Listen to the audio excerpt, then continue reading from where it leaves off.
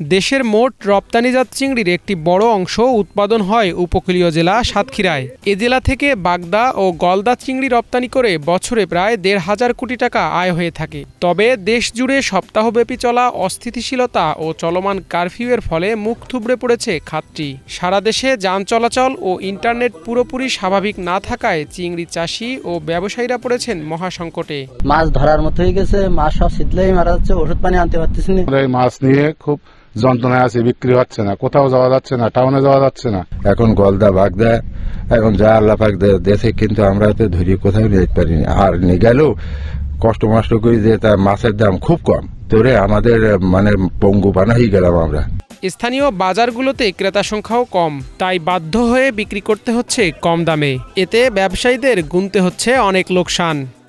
গত এক সপ্তাহ ধরে মাছ কম আসছিল, এখন মাছ এইছে, এখন একটু দাম কম, বেচা বিক্রিও কম। এই গাড়ি ঘোড়া বন্ধ, বিদেশে মাছ পাঠাতে পারতিস না, সেহেতু আমাদের বেচা বিক্রি ভালো না। কোনো কাস্টমার নাই, কেউ নিচ্ছে না মাছ, কোনো বাইরে মাছ যাচ্ছে না, বাইরে কোনো মাছ যাচ্ছে না, বলেন।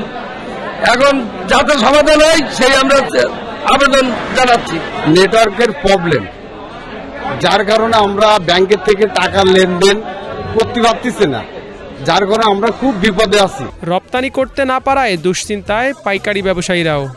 গাড়ি বন্ধের কারণে বিভিন্ন সমস্যার কারণে মাছ রপ্তানি করা সম্ভব হচ্ছে না, যার জন্য অনেক চাষিরা ক্ষতিগ্রস্ত হচ্ছে, আমরা পাইকারি ব্যবসা আমরা ক্ষতিগ্রস্ত হচ্ছে। উৎপাদন কমে যাবে, কারণ আমরা সময় মতো রেনু পাই না, রেনু পোনা পাই না। কক্সবাজার যে মাছটি আসে সেই মাছটি আমরা সময় মতো না পাওয়ার কারণে এরা প্রোডাকশনে একটা হ্যাম্পার হয়েছে। পাশাপাশি যে মাছগুলো আমরা বিক্রি উপযুক্ত রপ্তানি হবে, এই রপ্তানির জন্য যে মাছ রপ্তানি তৈরি আছে সেই মাছটা কিন্তু সময় মতো বাইরে কাজ পৌঁছাতে পারে না। দ্রুত চলমান পরিস্থিতির অবসান ঘটবে, স্বস্তি ফিরবে চিংড়ি খাতে, এমনটাই প্রত্যাশা সংশ্লিষ্টদের।